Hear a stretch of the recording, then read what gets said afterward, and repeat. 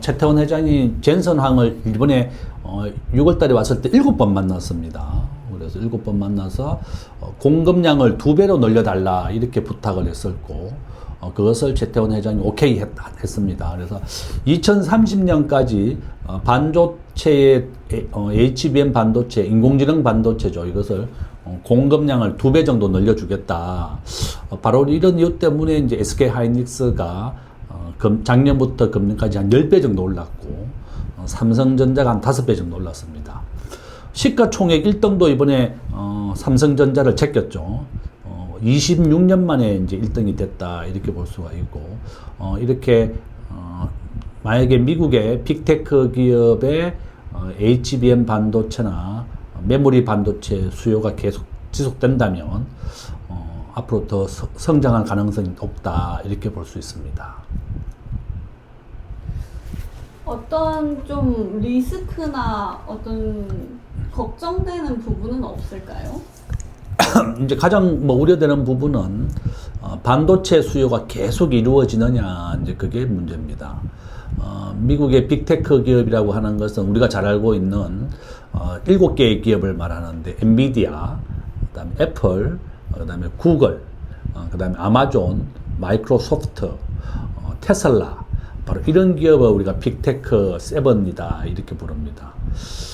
미국이 기준금리를 올 하반기에 올리겠다고 예고가 되어 있습니다. 기준금리를 올리게 되면 미국의 반도체에 대한 투자가 줄어들 수가 있습니다. 그런 것이 이제 가장 큰 걱정입니다. 은행 이자가 낮아야만 낮은 금리로 대출을 받아서 투자를 확대하는데, 만약에 미국이 기준금리를 올리게 되면 은행 대출 이자가 올라가기 때문에 투자를 줄이게 되는 겁니다. 바로 그런 것이 가장 큰 우려가 되는 종목이고, 지금 미국 빅테크 기업의 반도체에 대한 수요가 많이 왔다. 거의 시설 투자가 이제 줄어들 것이다 이런 얘기도 있고, 앞으로 10년은 더 성장한다 이런 얘기도 있습니다.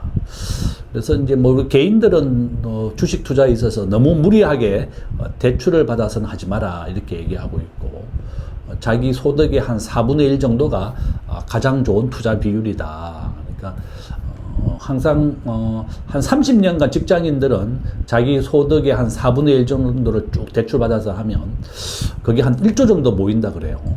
주식 투자를 한 30년간 꾸준하게 해야만. 그러니까 너무 대출 받아서 하거나 무리하게 하지 말고 자기 소득의 한 4분의 1 정도, 주가라고 하는 것은 큰 폭으로 내렸다가 다시 상승하게 됩니다. 그러니까 무리하게 대출을 받으면 이렇게 하락할 때 견딜 수가 없다. 그래서 너무 무리한 대출보다는 소득의 4분의 1 정도를 매달 적금 넣는 방법으로 투자를 하는 것이 좋다 이렇게 봅니다. 그럼 이번 40조 원 규모의 미국 나스닥 ADR 상장이 한국 반도체 산업과 글로벌 투자자들에겐 좀 어떤 의미를 갖는다고 보실까요?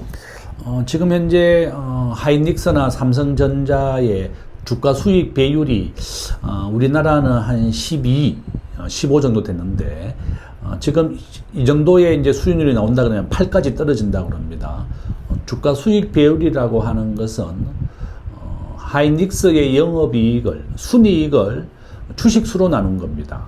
그러니까 하이닉스의 자본금은 한 3조가 좀 넘습니다. 그러면 이제 주식수로 나누었을 때 그 주식수가 나오는데 한 7억 주 정도 돼요. 그러니까 하이닉스의 영업이 올해 한 300조 정도 벌 것이다 이렇게 예고하고 있거든요. 그래서 우리가 PER, 주가 수익 배율이라고 하는데, 미국의 엔비디아가 한 20 정도 되고, 미국의 마이크로 테크놀로지라고 하는 하이닉스, 삼성전자하고 똑같은 기업이 있습니다. 기업이 이제 한 15에서 20 정도 됩니다. 그러니까 이제 하이닉스가 미국에 상장이 되면 마이크로 테크놀로지, 삼성전자, 하이닉스가 똑같은 회사가 이제 비교가 된다는 거죠. 그러면 비슷한 수준으로 주가가 올라갈 것이다. 바로 이런 이유 때문에 SK 하이닉스가 ADR 상장이 지금 현재 날짜가 7월 10일로 예고가 되어 있거든요. 바로 이런 이유 때문에 주가가 작년부터 해서 한 10배 정도 올랐다. 이렇게 볼 수 있습니다. 그럼 이게 뭐 한국의 반도체 산업이 글로벌 자본시장에서도 좀 영향력이 있다고 뭐 인정을 받는다거나 어떤 해외 투자자들의 접근성을 높이고 기업 가치 또한 좀 재평가 받았다고도 볼 수 있는 부분일까요? 그러니까 이제 앞에서 이야기한 것처럼 마이크로 테크놀로지하고 똑같이 이제 기업을 평가받는다 이렇게 보시면 되겠죠. 지금까지 우리 대한민국은 코리아 디스카운트라고 해서 한국이 남북이 분단되어 있고 전쟁의 위험이 있고 또 주식에 대한 저평가다 이렇게 되어 있습니다. 우리나라는 주가 수익 배율 PER이 평균이 한 10 정도 됩니다. 그러니까 미국이 한 20배 정도 됩니다. 그러니까 미국이 우리나라보다 한 2배 정도 더 평가되어 있다 이렇게 볼 수가 있는데 글로벌 시가총액 비중으로 본다 그러면 전 세계 주식에서 미국이 60%를 차지하고 있고 한국은 3% 정도밖에 안 됩니다. 그러니까 이제 우리 대한민국이 주식 시장에 대한 그 비중이 좀 더 올라가야 되겠고 저평가된 한국 주식이 이제 제대로 평가받는다 이런 의미가 있습니다.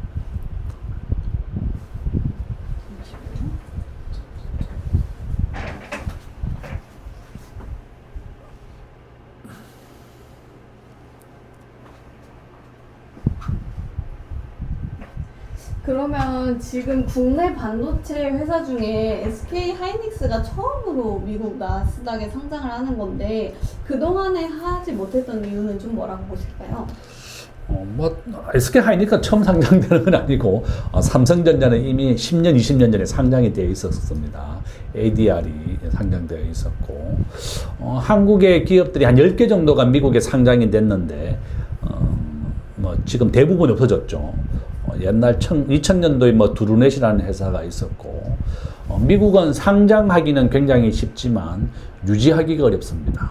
그래서 10개 정도의 직상장이 됐던 것들이 다 없어졌다 이렇게 볼 수가 있고 현재 삼성전자의 DR은 미국에서 이미 거래되고 있습니다. 한 20년 넘었다 이렇게 보시면 되겠고 반도체 기업으로는 이제 SK 하이닉스가 두 번째로 미국의 ADR로 상장이 됩니다.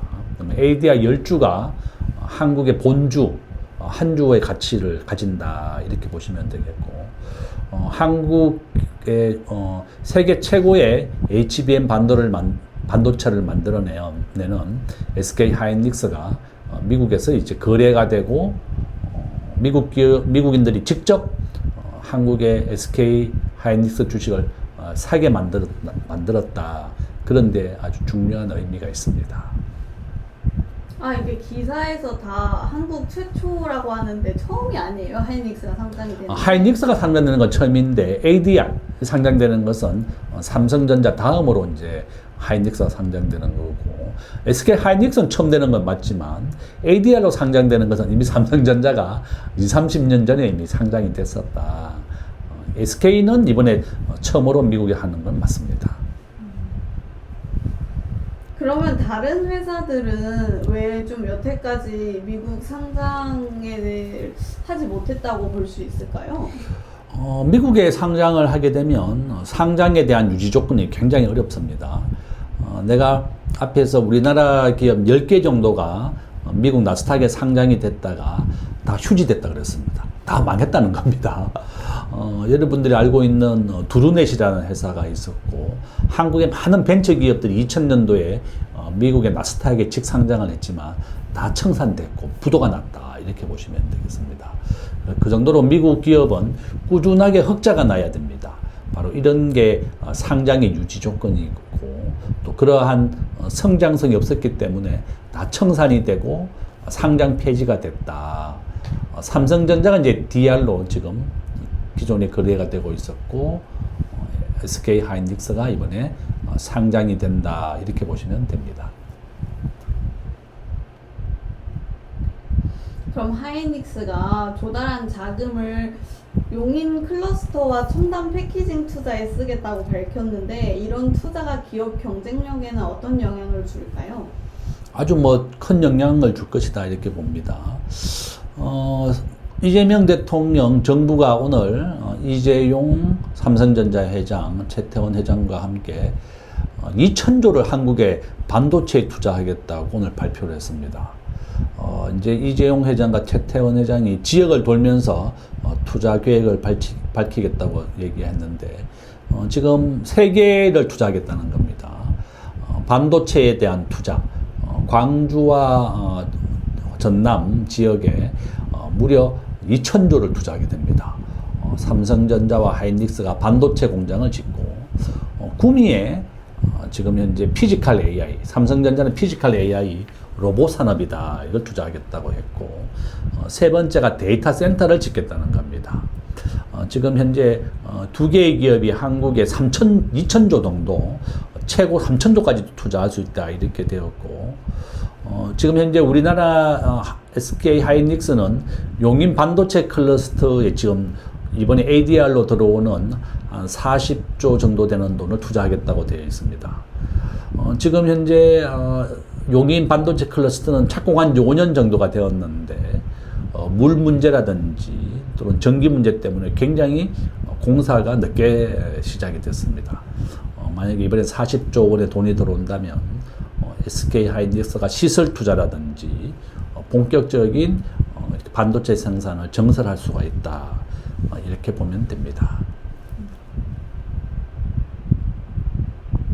그럼 이번 투자로 인해서 좀 생산 능력이 확대되거나 글로벌 경쟁에 있어서 좀 우위를 점하게 될 수도 있을까요? 당연히 이제 반도체는 내가 100을 벌어 오면 70만 원, 70%는 재투자를 해야 됩니다. 반도체는 6개월만 투자를 하지 않으면 퇴물이 되어버립니다. 바로 이렇게 굉장히 투자를 많이 해야 되고 올해 삼성전자와 하이닉스가 한 500조 정도 돈을 벌어올 것으로 기대가 되고 있습니다. 삼성전자가 작년에 1년 동안 번 게 한 50조였는데 올해는 거기에 비해서 한 8배 정도 300조 SK 하이닉스 역시 250조 정도 돈을 벌어올 것으로 보이고 내년에는 300조 매년 이렇게 막 수백 조씩 돈을 벌어오게 됩니다. 그러면 이것이 다시 재투자가 돼야 된다. 보통 우리가 반도체 라인을 하나 까는데 한 20조에서 30조 정도 돈이 듭니다. 엄청난 시설 투자가 뒷받침이 돼야지 반도체를 만들어낼 수 있습니다. 물은 한 100만 톤 정도 있어야 되고 전기는 원자력 발전소 한 기가 정도 원자력 발전소 하나가 반도체 기업의 하나의 라인에 사용될 정도로 전기를 먹는 하마다 물은 100만 톤 그다음에 전기는 원자력 발전소 한 기 정도가 사용될 만큼 엄청나게 전기를 많이 먹습니다. 지금 이렇게 하이닉스가 아주 큰 경쟁력을 확보하게 될 것이다. 이렇게 볼 수 있습니다. 그러면 이런 대규모 해외 상장이 국내 증시에 뭐 단기적으로나 장기적으로 어떤 좀 파급 효과를 가져올 것으로 예상하실까요? 국내 주식시장도 아주 크게 오를 것이다. 글로벌 주식시장 비중에서 한국은 3%밖에 안 됩니다. 미국이 60% 압도적으로 차지하고 있고 일본이 5%, 중국이 4%, 한국은 지금 3% 정도 됩니다. 우리 대한민국은 제조업은 세계 5위의 강대국이고 전 세계 메모리 반도체 80%를 한국이 차지하고 있습니다. 바로 우리 대한민국의 제조업과 반도체가 더 제대로 된 평가를 받을 수가 있다. 이렇게 볼 수 있습니다.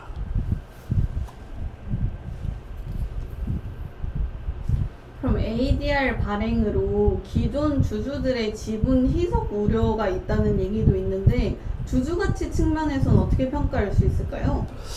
지금 SK 하이닉스는 기존에 있는 주식을 주는 게 아니라 새로운 주식을 발행해서 준다고 했는데 그러면 당연히 주식 수가 늘어나게 되면 주가의 가치가 떨어지게 됩니다. 그래서 이제 EPS, 주당 순이익 가치다 이렇게 볼 수가 있는데 당연히 떨어지지만 SK 하이닉스는 이번에 들어온 돈을 가지고 시설 투자를 하고 자사주 매입이라든지 주식 소각을 통해서 100조 원 정도를 투자하겠다고 약속했습니다. 주식을 늘어나면 그만큼 늘어난 것만큼 주식을 소각한다든지 자사주 매입을 해서 100조 원 정도를 투자해서 주식 수를 줄이고 자사주를 매입해서 주주 가치를 올리겠다고 약속을 했습니다. 바로 이렇게 주식이 늘어나서 미국 ADR로 돈이 들어오지만 그에 못지않게 자사주 소각과 자사주 매입을 하겠다고 했기 때문에 그 금액이 한 100조 원 정도 된다. 그러면 주주들이 우려하는 것만큼 시석 가치는 그렇게 우려 안 해도 된다. 이렇게 보시면 됩니다. 네, 이제 삼성전자에 대해 약간 질문을 드리려고 하는데요. 삼성전자가 3년 동안 90조 원 규모의 자사주 매입을 발표를 했는데 이 결정이 주주들에게 좀 어떠한 직접적 이익을 줄 수 있을까요? 자사주를 매입한다는 것은 유통 주식을 줄인다는 겁니다. 삼성전자는 자본금이 한 8천억 정도 됩니다. 100원짜리 100원으로 주식수를 나누면 총 주식수가 한 50억 주 정도 됩니다. 삼성전자는 전체 주식수가 한 50억 주다. 이렇게 보시면 되겠고, 주식수를 줄이는 것이 바로 자사주 매입입니다. 그러면 유통되는 주식이 줄어들기 때문에 주가 상승에는 큰 도움이 됩니다. 그래서 항상 자사주 매입이라든지 주식 소각을 통해서 주식을 줄여주면 주가가 크게 오른다. 이렇게 보시면 되겠습니다. 과거에 이제 24년 11월에도 자사주 매입을 발표했었는데 당일 주가가 7% 상승하고 25년 9월 말까지 68%까지 상승을 했다고 해요. 이번에도 좀 이렇게 크게 상승할 수 있다고 보실까요? 자사주 소각과 함께 지금 메모리 반도체가 한 10배 정도 올랐습니다. 그래서 이제 삼성전자 주가가 지난 1년간 5배, SK 하이닉스는 10배 정도 올랐어요. 반도체 가격이 10배는 올랐기 때문에 그렇다. 이렇게 보시면 되겠고, 저는 뭐 SK 하이닉스나 삼성전자가 이렇게 매년 500조, 내년엔 600조 이렇게 양사가 돈을 벌어올 것으로 기대가 되고 있습니다. 이렇게 미국에서 반도체 수요가 이어진다면 이렇게 반도체 기업의 이익은 크게 증가할 것이고 주가도 오를 수가 있다. 다만 미국이 기준금리를 올리게 되면 미국 기업들이 투자할 여력이 좀 줄어드는 것이다. 그래서 그것이 가장 큰 우려사항이고, 반도체 수요가 앞으로 10년 동안 계속 이어지느냐, 정점에 왔다, 설왕설래가 있습니다. 그런 것도 명심을 해야 되겠다. 이렇게 보면 됩니다. 그럼 이번 자사주 매입이 주가 안정이나 좀 기업 가치를 제고하는 데에는 어떤 역할을 할 수 있을까요? 자사주 매입이 되면 당연히 주식 수가 줄어들기 때문에 주가는 크게 오른다. 그것이 이제 얼마나 계속 지속이 되고 언제까지 이어지느냐. 저는 자사주 매입과 동시에 삼성전자나 하이닉스의 이익이 계속 이루어진다면 주가는 계속 오를 것이지만, 자사주 소각과 함께 기업의 영업이익, 계속 반도체가 잘 팔리는 것이 제일 중요합니다. 바로 이런 것을 우리가 잘 지켜봐야 되겠다. 이렇게 봅니다. 근데 이게 자사주를 매입을 한다는 거는 그 한 주에 주식 수가 좀 그만큼 줄어든다는 건데, 이게 어떤 경영권이라거나 그런 부분에 있어 문제가 좀 영향을 미칠 수 있다고 볼 수는 없을까요? 자사주하고 이제 경영권하고 상관이 없습니다. 우리가 과거에는 자사주를 매입을 해서 경영을 안정하는 데 크게 도움이 됐습니다. 실질적으로 삼성전자의 이재용 회장 지분은 1%가 안 됩니다. 삼성물산이라든지 삼성생명 이런 계열사의 주식 지분을 통해서 지배를 하고 있습니다. 정부가 이번에 3차 상법 개정안을 만들면서 자사주는 앞으로 소각하게 되어 있거든요. 그러면 주식수가 크게 줄어드는 겁니다. 그러니까 이제 지금 뭐 과거에는 자사주가 경영에도 좀 도움이 됐었지만, 본인의 의결권을 행사할 수 있었지만, 지금은 의무 소각이 이제 확정이 됐다. 또 그렇게 말씀을 드립니다.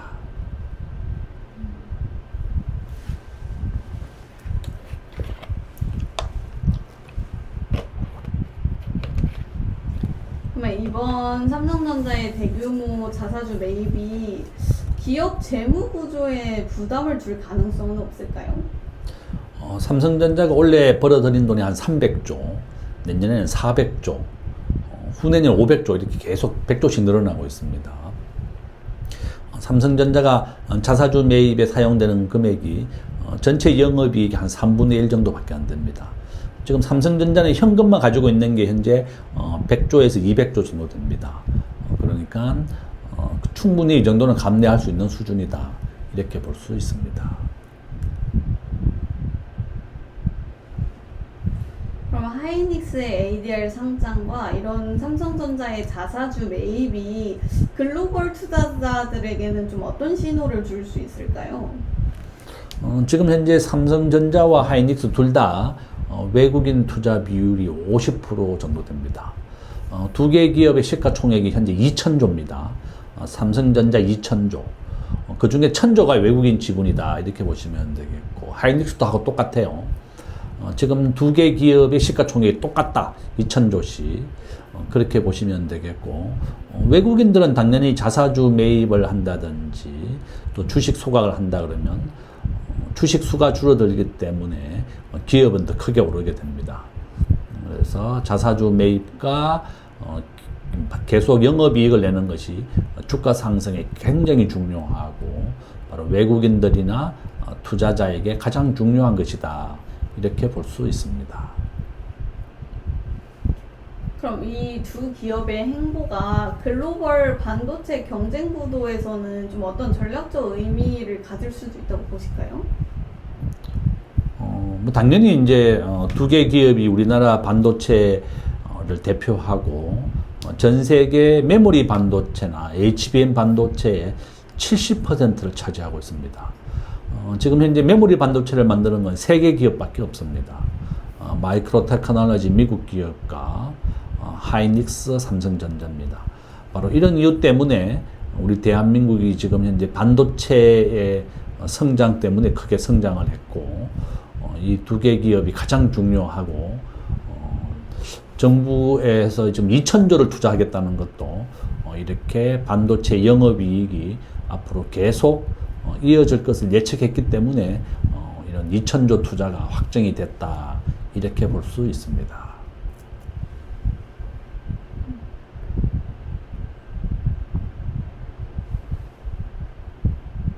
삼성전자의 자사주 매입이 국내 자본시장에 미칠 긍정적 효과와 부정적 효과는 뭐라고 보실까요? 비슷한 내용이 굉장히 많은 것 같은데 아직도 많이 남아있어요. 네, 맞아요. 같은 거 자꾸 반복해. 목 아파. 뭐 결론은 이제 자사주 매입을 하게 되면 주식 수가 그만큼 줄어들기 때문에 주가에는 크게 상승을 가져오게 됩니다. 그러니까 정부는 상법 개정안을 통해서 자사주를 매입하게 되면 그것을 의무 소각하게 되어 있고, 삼성전자는 이번에 직원들에게 6억까지 나눠주기로 확정이 됐습니다. 삼성전자나 하이닉스나 둘 다 6억씩 받게 됩니다. 반도체 사업부 직원들은 삼성전자가 6억, SK 하이닉스는 한 7억 정도 매년 받는다. 자사주 매입을 통해서 바로 직원들에게 주식을 나눠주는 데 사용될 것이다. 이렇게 볼 수 있습니다. 지금 말씀해 주신 게 긍정적 효과들이. 네. 혹시 부정적인 건 좀 뭔가 있을까요? 뭐 자사주 소각에 뭐 부정적인 이유는 없죠. 다만 이제 주식 수가 줄어드니까 뭐 모든 기업들의 주가에는 아주 긍정적이다.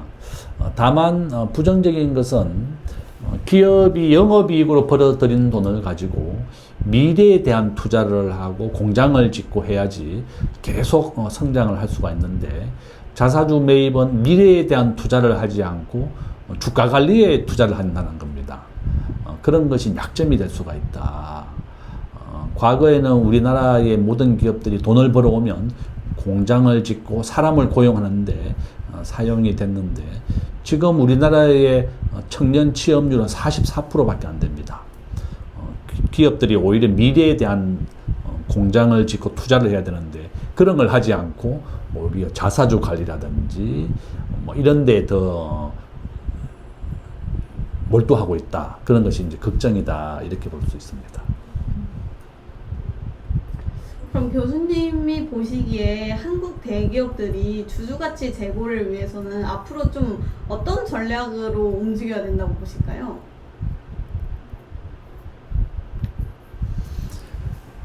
과거에 이제 뭐 미국의 애플 같은 경우는 매년 100조 정도 돈을 벌어옵니다. 그러면 의무적으로 주식을 소각을 계속 시켰습니다. 주식 소각을 해서 주주 가치를 제고했었는데 우리 대한민국은 그동안 벌어들인 돈을 가지고 배당을 하거나 주주 가치를 제고하는 데는 굉장히 소홀했습니다. 삼성전자가 지금까지 배당을 잘 하지 않았죠. 3분기에 한 번씩 1,000원 정도 배당했습니다.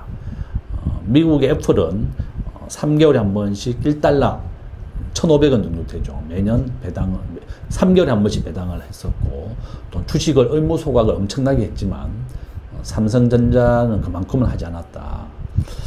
지금 애플의 시가총액은 한 6천조 정도 됩니다. 삼성전자가 한 2천조니까 3배 정도 시가총액의 차이가 난다. 외국 기업만큼 우리가 그동안 관리를 하지 않았다. 이렇게 볼 수 있습니다. 그럼 뭔가 조금 더 적극적으로 이제 배당에 관해서 활동을 해서 주주들의 뭔가 좀 신뢰를 높이는 게 필요하다고 말씀 주시는 걸까요?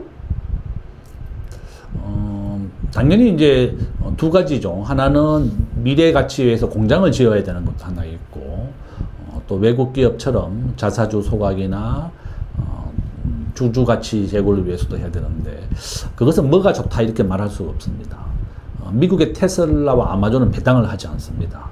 배당을 하지 않고 공장을 짓고 주가를 올려서 부답합니다. 그러니까 뭐가 잘해갖고 좋다 이렇게 말할 수가 없고, 테슬라나 아마존 같이 배당을 하지 않고 그 돈으로 주가를 올려주는 게 더 좋을 수도 있다. 그것은 무엇이 좋다는 것은 얘기할 수가 없다. 아마존과 테슬라 주주들은 배당을 하지 말라고 얘기해요. 오히려 그 돈으로 미래에 대한 투자를 하라고 얘기한다. 삼성전자가 지금까지 그렇게 해왔죠. 배당을 하지 않고 더 많은 미래에 대한 투자를 해왔다. 이렇게 볼 수 있습니다. 그러면은 저희 위에서 클러스터 얘기하면서 짧게 얘기를 했었는데, 현재 호남 반도체 클러스터를 조성하겠다고 발표를 했잖아요. 근데 호남을 선택한 이유가 좀 뭐라고 생각하실까요? 지역적 강점이 좀 있는 걸까요? 지금 여러 가지 논란이 되고 있습니다. 경제학의 목적은 공정성하고 효율성입니다. 삼성전자와 하이닉스는 현재 호남이 전기가 풍부하고 물이 좋다 이렇게 얘기하고 있습니다. 반도체는 한 100만 톤 정도 하루에 사용이 돼야 되고 안정적인 전기가 공급돼야 됩니다. 그것이 가장 큰 쟁점이다 이렇게 볼 수가 있고, 일단 호남에는 신재생 에너지는 많지만 신재생 에너지는 낮에만 전기를 생산할 수가 있습니다. 그래서 추가적인 화력발전소를 짓겠다 이렇게 얘기가 되어 있고, 국토교통부 장관이 물과 전기를 공급하겠다 이렇게 약속을 했습니다. 그래서 지금 2천조 정도가 호남 반도체 클러스터에 투자될 예정이다. 또한 지금까지 광주와 호남에서 가장 약점이 이제 인재가 그만큼 내려가지 않는다 이런 문제였습니다. 서울의 수도권 천안까지가 이제 우리는 직장인들이 서울과 출퇴근할 수 있는 거리였는데, 안정적으로 인재들이 광주나 호남에서도 계속 살 수 있는 그런 여건을 만들어주는 것, 전기, 물, 또 인재, 이것이 가장 중요한 관건이 될 것이다. 저는 그렇게 보고 있습니다. 메가 프로젝트가 뭔지도 조금 설명해 주실 수 있을까요? 어떤 거요? 메가 프로젝트. 메가 프로젝트가 이제 아까 얘기했던 세 가지입니다. 반도체 클러스터, 피지컬 AI가 바로 로봇이고, 데이터 센터.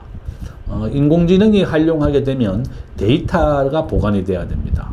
이렇게 하이닉스나 삼성전자가 데이터 센터를 짓겠다는 겁니다. 반도체 공장을 짓고, 데이터 센터를 짓고, 그다음에 피지컬 AI, 바로 로봇 산업을 육성하겠다. 이 두 개 기업이 각각 1,000조씩 해서 2,000조 이상을 우리나라에 투자하겠다는 것이 메가 프로젝트다 이렇게 보시면 되겠습니다. 그럼 이런 3대 메가 프로젝트 중에서 유독 이번 호남 얘기를 좀 중점적으로 얘기가 되는 이유는 뭘까요? 지금까지는 이제 호남에는 산업 공장이 없었습니다. 호남 지역에는 이제 지금까지 농업이었고 광산업, 우리가 이제 빛광자를 써가지고 광산업 이런 게 좀 있었는데, 과거에는 이제 우리가 구미라든지 경북, 포항, 울산 이런 쪽에 이제 제조업 공장이 있었다. 이제 그런 이유 때문에 이제 호남 쪽에도 이제 반도체 공장을 짓겠다는 거고, 호남에 투자되는 반도체 금액이 한 2,000조 정도 됩니다. 처음으로 바로 반도체 공장이 광주와 호남에 짓는 것이 가장 큰 의미가 있겠다, 이렇게 볼 수 있습니다. 그럼 이런 반도체 산업 유치가 호남 지역 경제에는 좀 어떤 파급 효과를 가져올 거라고 예상하실까요? 광주와 호남이 지금까지는 이제 농업 중심이었는데 이렇게 제조업 중심으로 되고, 잘 알다시피 반도체는 지금 연봉이 한 7억 정도 됩니다. 상여금을 포함하게 되면 평균 급여가 1억 5천인데 6억씩 받게 되면 7억 정도 되는 우리나라의 월급장이 돈 최고의 급여를 받게 되고, 그런 것이 지역 경제에는 아주 큰 도움이 될 것이다. 반도체가 제대로 공장이 완공이 된다면 호남 경제에는 큰 기여가 되고 크게 발전할 것이다, 이렇게 볼 수 있습니다. 그럼 이런 호남 반도체 투자가 한국 전체 반도체 경쟁력에도 좀 기여할 수 있다고 볼 수 있을까요? 지금 현재 이제 규모의 경제로 따진다면 당연히 기존 공장을 확대하는 것이 훨씬 좋은데, 지금 용인의 반도체 공장의 클러스터가 지금 착공을 한 지 5년이 됐는데 아직도 제대로 완공이 되어 있지 않습니다. 바로 물 문제, 전기 문제, 이것 때문에 그랬는데, 광주와 호남에서 반도체 공장이 이렇게 세 가지 조건, 물과 전기와 인재, 이것이 잘 된다면 한국 경제에도 크게 도움이 될 것이고 호남 경제에도 크게 도움이 될 것이다. 바로 이 세 가지를 잘 해결하는 것이 지금 가장 중요하다, 이렇게 볼 수 있습니다. 현재 우리나라에 반도체 클러스터가 조성된 지역이 또 어디가 있을까요? 용인 반도체 클러스터가 지금 짓고 있고, 삼성전자, 화성, 그다음에 평택, 또 SK 하이닉스, 바로 이런 것이 수도권에 평택, 천안, 그다음에 화성, 바로 이런 지역이 바로 삼성전자와 하이닉스의 가장 큰 반도체 지역이고, 이번에 호남, 전남은 처음으로 반도체 공장이 완공이 된다. 지금 이제 앞으로 이제 투자를 하겠다는 거다, 이렇게 볼 수가 있습니다.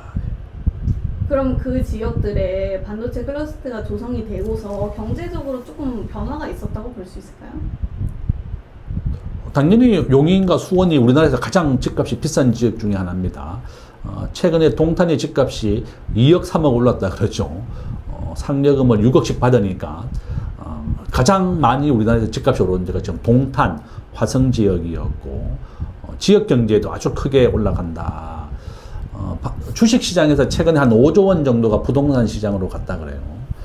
바로 이렇게 반도체 공장이 있음으로 해서 지역 경제는 아주 큰 영향을 준다, 이렇게 볼 수 있습니다.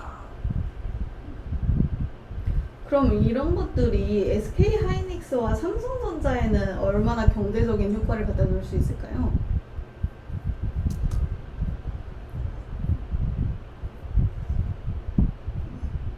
당연히 이제 삼성전자나 SK 하이닉스가 300조, 400조씩 돈을 벌어오니까 원래 두 개 기업이 500조를 돈을 벌어오고 내년에 한 600조 정도 예상이 됩니다.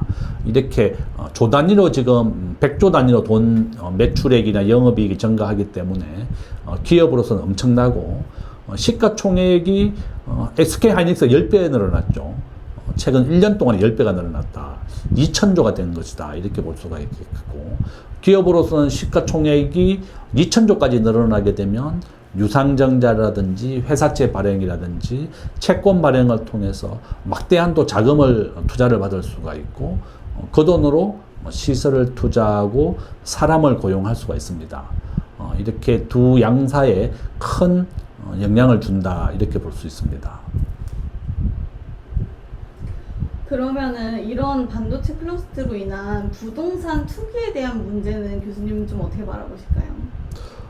반도체 기업들이 돈을 많이 벌어오게 되면 당연히 직원들은 6억, 7억씩 받으니까 부동산을 자기 집을 마련하는 데 크게 도움이 될 것이고, 이 반도체 공장이 한 100만 평 정도 차지해서 공장을 짓게 됩니다. 지역의 땅값도 크게 올라갈 것이고, 지역 산업에도 아주 크게 기여를 할 것이다. 그렇게 볼 수 있습니다.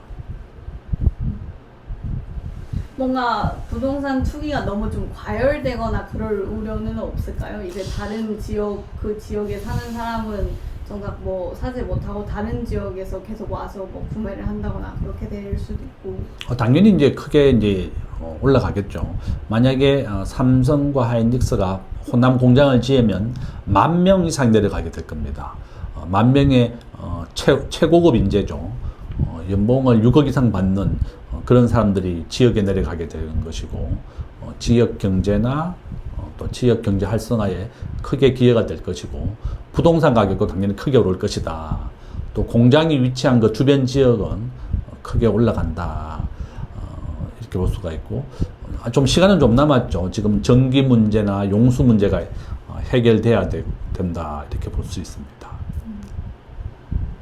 뭐 지금 전기랑 물에 관한 말씀을 해주셨는데, 이 호남 AI 반도체 단지 조성에 앞으로 좀 남은 과제나 우려되는 부분이 또 다른 게 있다고 생각 드시는 게 있을까요? 지금 3개라 그랬죠. 전기가 원자력 발전소 하나 정도가 되는 그 정도로 안정적인 공급이 돼야만 전기 문제가 해결됩니다. 또 두 번째는 바로 용수 문제. 하루에 100만 톤 정도의 물을 써야 됩니다. 광주와 전남에 있는 강에서 그 취수를 해서 쓰게 되는데, 또 지역민들이 반대할 수도 있습니다. 과연 얼마나 안정적으로 100만 톤이나 물을 공급할 수 있느냐, 거기에 달려있다. 이렇게 보시면 되겠고, 세 번째는 인재가 내려가서 계속 살 수가 있느냐, 주말 부부로 있을 것인지 앞으로 완전히 가족이 다 내려가서 호남에서 거주할 수 있느냐, 이걸 정주 여건이라고 부릅니다. 이것이 가장 중요하다. 그러니까 이 세 가지가 광주와 전남의 반도체의 공장이 완성되는데 가장 중요하다. 이렇게 볼 수 있습니다. 교수님, 마지막으로 앞으로 우리나라 반도체 관련 전망은 좀 어떻게 바라보실까요? 굉장히 희망적이고 좋지만, 우리가 반도체를 만들어서 우리가 쓰는 게 아니고 미국의 빅테크 기업들이 사용하게 됩니다. 얼마나 그 수요가 계속 이루어지느냐, 거기에 달려 있고, 앞으로 인공지능은 10년 정도 더 발전할 것으로 예상은 되고 있습니다. 이렇게 계속 4차 산업혁명이 발전하느냐, 거기에 달려 있다. 이렇게 볼 수 있습니다. 네, 그럼 저희가 준비한 질문은 다 됐고, 관련해서 혹시 더 해주고 싶은 말씀 있으실까요? 여기까지.